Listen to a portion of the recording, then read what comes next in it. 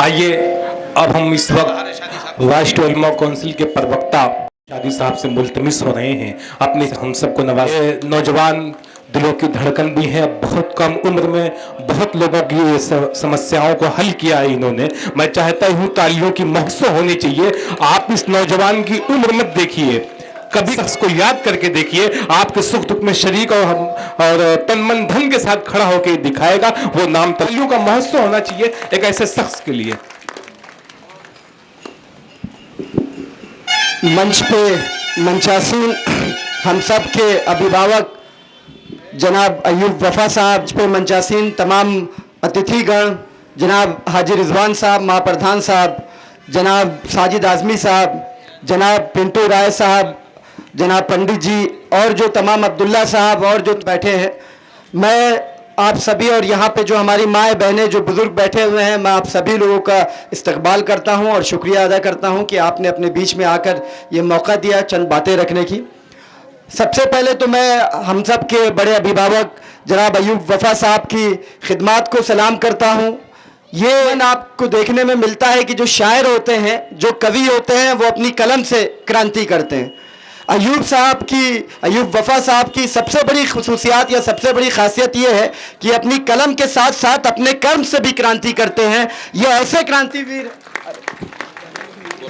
क्रांतिवीर हैं कि जो अपनी कलम से तो क्रांति लिखती ही है, अपने कर्म से भी क्रांति भी। आप सब ने सुना, हम लोग तो अभी इनके सामने इनके भाई के बराबर है, पर आप सभी लोग जानते हैं, आप सब ने सुना कि ये पिछले 18 साल से कंबल बहुत शुक्रिया, सिर्फ कंबल ही नहीं, जो भी मैं जानता हूं इनको बहुत नज़दीक से, जब भी कोई वक्त पड़ता है, अभी हमारे जो निज़ामत कर रहे थे मोहतरम ने मुझे कहा कि आप वक्त पढ़ने पे याद कीजिए, तो समझ लीजिए वो राह अयूब वफा साहब की जो राह, उसी राह जब किसी को कोई ज़रूरत पड़ती है, हमने जब भी इनको समाज में देखा है, कभी अस्पताल में किसी मरीज का इलाज करवाते हुए देखा है, कभी किसी को दवा दिलाते हुए देखा है, कभी किसी के सुख दुख में काम आते हुए देखा है।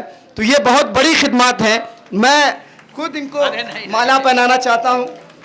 और यहाँ पे जो लोग अच्छा नंदूराज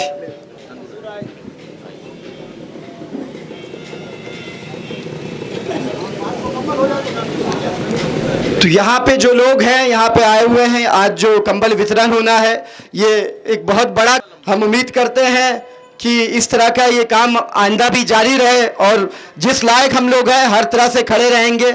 मैं इस शेर से बस अपनी बात ख़त्म करूंगा कि यहाँ पे जो एक संगम है, जो कहा जाता है गंगा जमुनी संगम, हवेली झोपड़ी सबका मुकद्दर टूट जाएगा, हवेली झोपड़ी सबका मुकद्दर। अगर ये साथ हिंदू मुस्लिम का दुआ करो हमने ये रिश्ते रहे कायम, ये रिश्ता टूट जाएगा तो भारत टूट जाएगा।